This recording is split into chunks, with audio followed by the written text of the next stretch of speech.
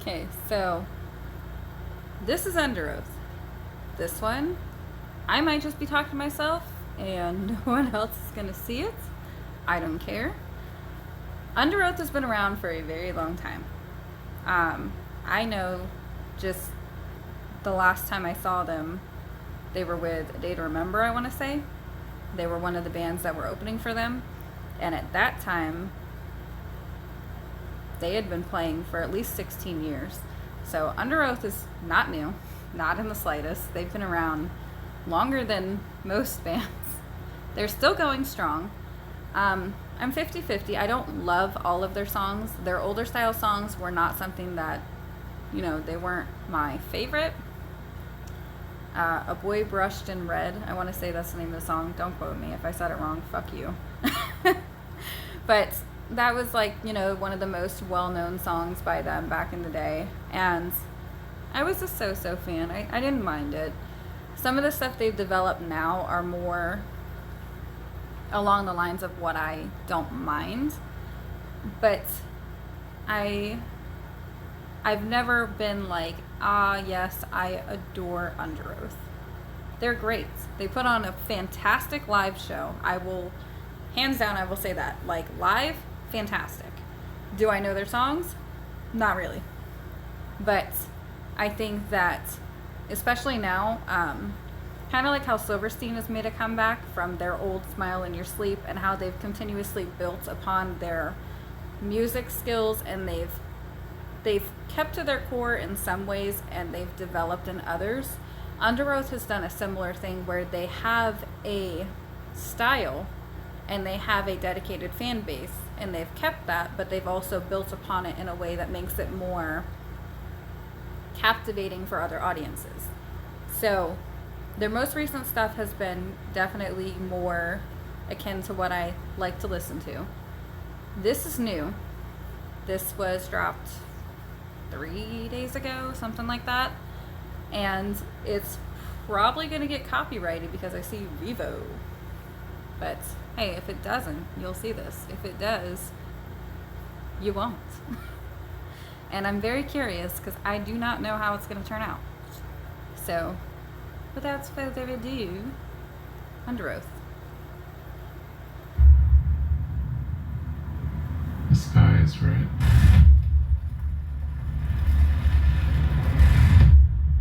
I swear to God they planned it. Watch your back. We're running out of time. We're running out of time. We're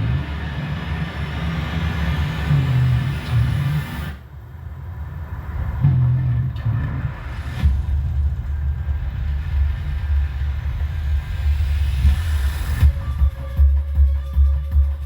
That's not the beginning I thought that was going to be.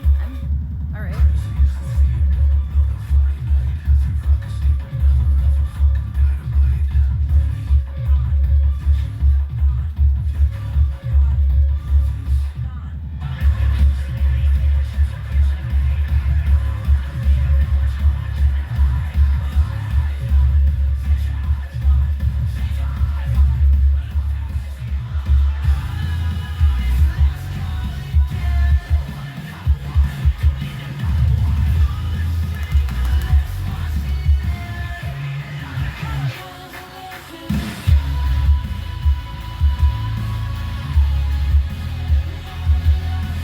It's definitely Underoath. Can't deny that. But I was not expecting the electro opening. And that voice is distinct. I mean,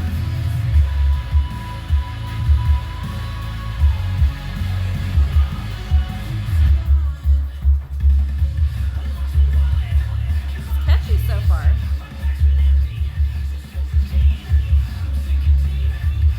And it really does truthfully give me Silverstein vibes.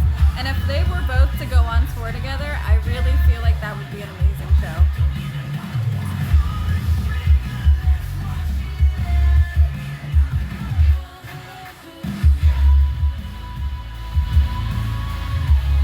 It reminds me a lot of the song I Hate It, which is another Underoath song.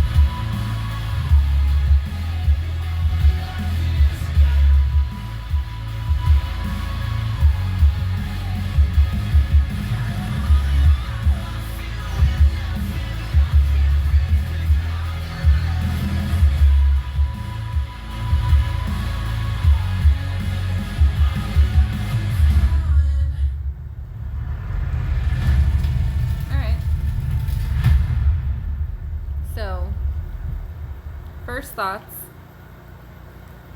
it's Underoath. It definitely is Underoath. I will say I'm glad that, there's still the dual vocals. Always has been. For the life of me, I do not remember his name. I want to say it's Aaron. I don't know if it's Giuseppe or Polly, though. And I feel like I have to, physically go, unless it's on here. Because if it's on here, that would really make my life easier. Because, so the drummer of Underoath, from way back when, used to also be the lead singer of the band The Almost. And I did love that band. So, that was like a little tidbit thing that occurred way back when there was the album Southern Weather. And if you've never heard it, definitely go check it out. It's somewhere out there on YouTube. But his backing vocals with the, main vocalist of Underoath, I believe his name is Spencer. I'm not a name person, I'm a face person. If I see your face, I'll recognize you, but I don't typically do names. It's just not in me. But having that dynamic, I've said it before, I will say it again. Having dual vocalists is always a benefit because it brings a variety as long as both vocalists play off each other. So in this case, it's still benefiting from that. I like having the distinct differences in the way they sound. So the lead vocalist is definitely more... When I talk, I try to put my words together in a way that, I can state what I'm thinking without it being stupid. But,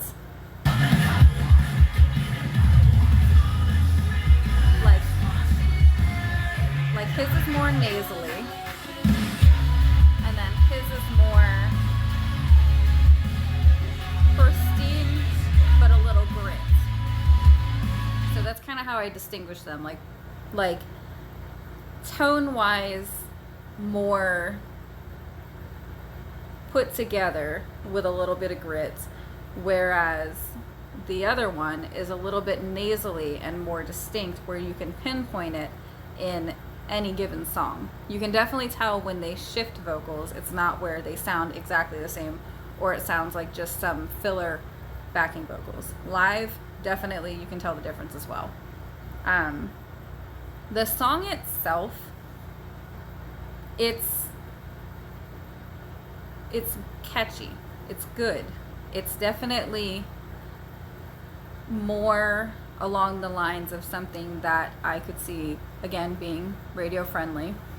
Like I said, similar to the song I Hate It by Underoath. It gives me those familiar instrumentals.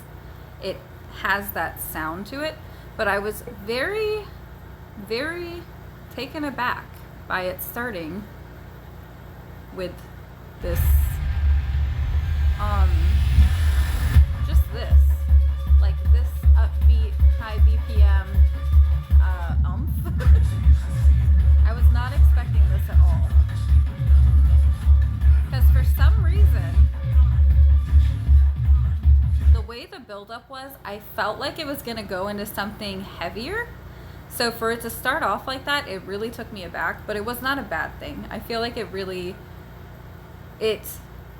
built up to something that was interesting, and it's not, it's not the same generic go into something heavy, smooth it out, go into something heavy, smooth it out, because that's a typical song structure that we come across often. This definitely was structurally different. It's, like that transition was different. It's not expected.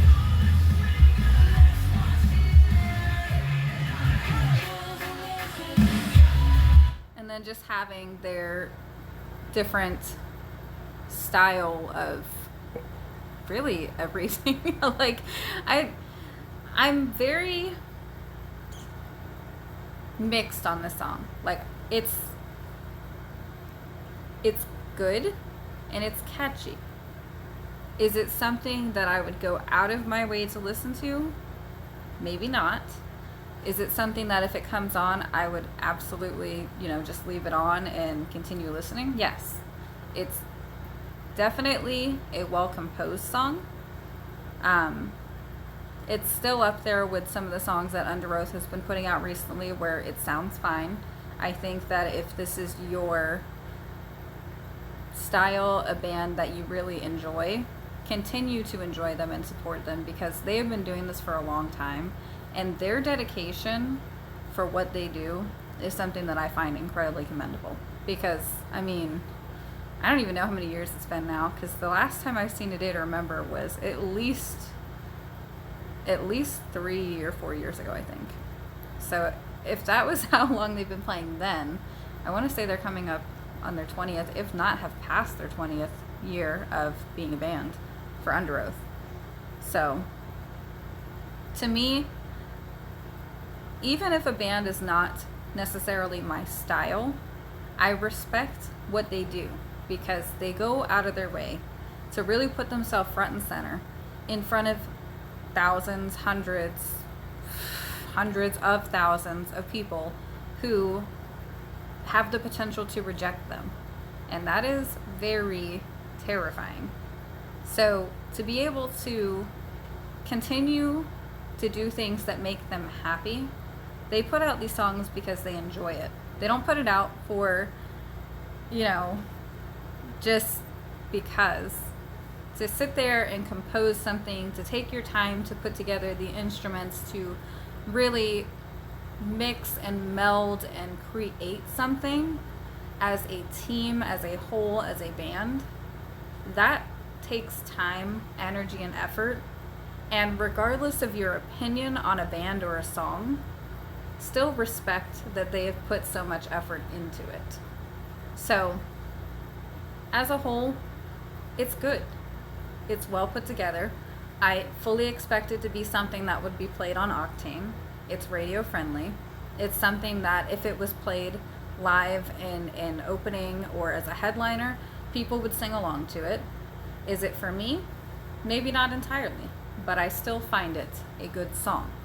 I think that there's an audience for it, and there will continue to be an audience for it. And the video was cool. It was definitely a very good video. So overall, yeah, it gets the thumb. Yeah. Other than that, I hope you have a good day. Bye.